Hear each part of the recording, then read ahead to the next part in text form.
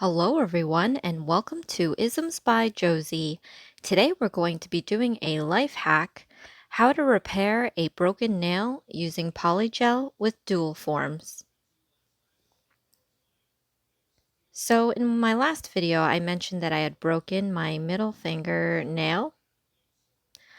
I do not recall how it happened, but I feel that it was my first try at Polygel using dual forms, and I do feel that applying pressure onto the dual form to lay on your natural nail does cause the sidewalls to be thin. So it was too thin, and it didn't really take much for me to break it, considering that I do also box as well. So I figured rather than having to strip the whole thing entirely, I'm going to file this off, rough it up a little bit, so that I can try to just apply another layer of polygel with using the dual form. That way, I wouldn't, like I said, have to just strip the nail entirely, and maybe this will add some thickness to the sidewalls.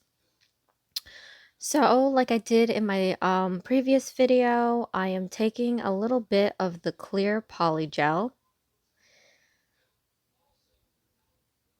And this is about maybe my third time doing this because, oh no, this is my second time doing this.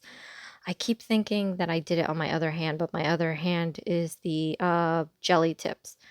So this is my second time doing this. I'm just going to take the provided slip solution and I'm going to spread out this polygel into a thin layer in this dual form. And I'm still getting used to how this all works. I mean, this polygel is compared to the Gelish polygel, and I'm sure that you can use different polygels with dual forms. But this is just too, the viscosity is too liquid, and it tends to be sticky, and the slip solution is different. It's not like the gelish slip solution. When I apply the slip solution on the that I use with gelish, it evaporates, and this one just pulls and stays there.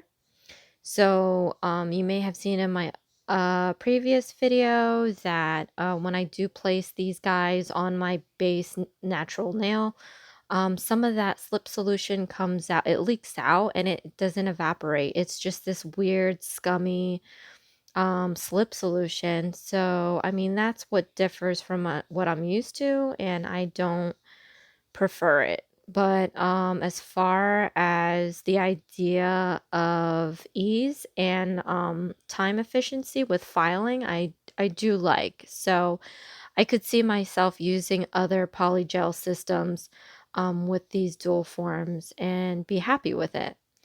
So like I did in my previous video, I'm going to try to match my other nails, and I'm going to try to ombre the glitter onto the form by just dropping a little bit here and there onto this nail form, using the same color that I used in the last video. My middle finger had this lavender iridescent colored glitter.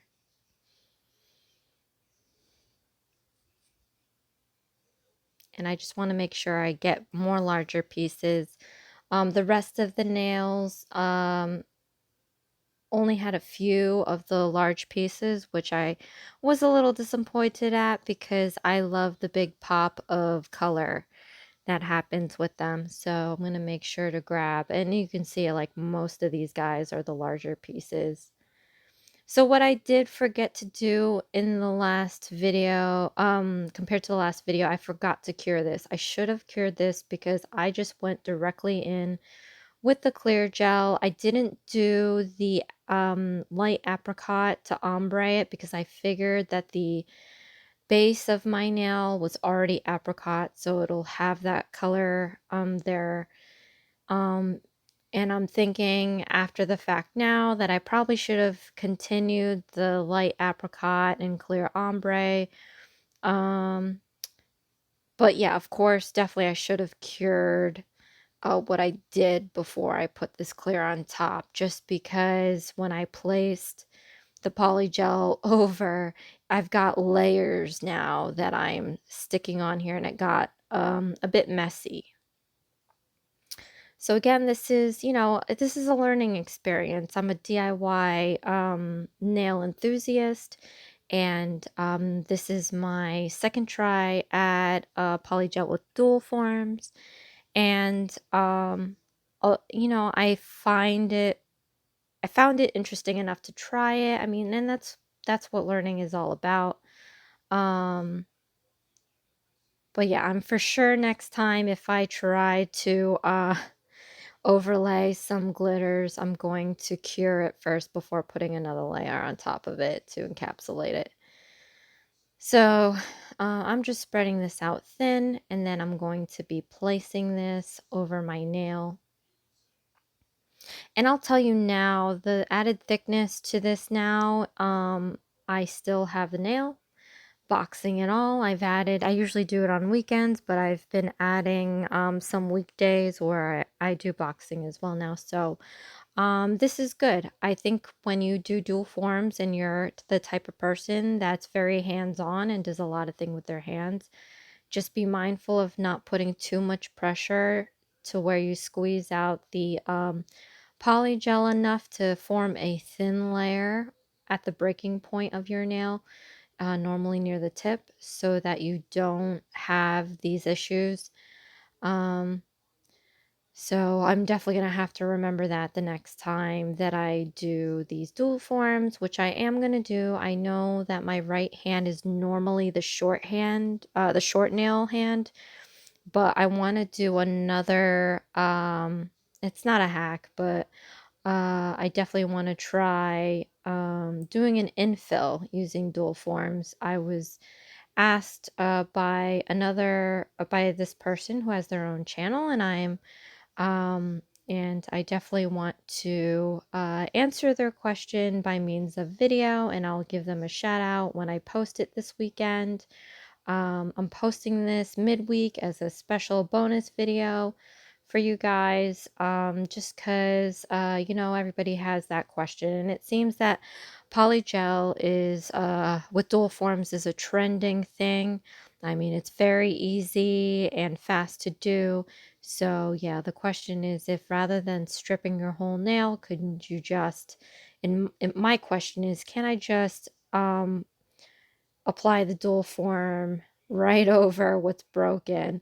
I'll tell you this right now, if you use nail forms and you're applying polygel that way, I mean, I have done it just to try to save time, but if you try to save a broken nail that way, it hardly ever works. I mean, maybe if you're a nail tech and you know what you're doing, but I think they wouldn't even recommend that. They would just recommend you to strip the whole nail and do it over again. So, I have to admit that this so far of doing the dual form right over the broken nail has been holding up. So I'm actually happy about that. Um, and again,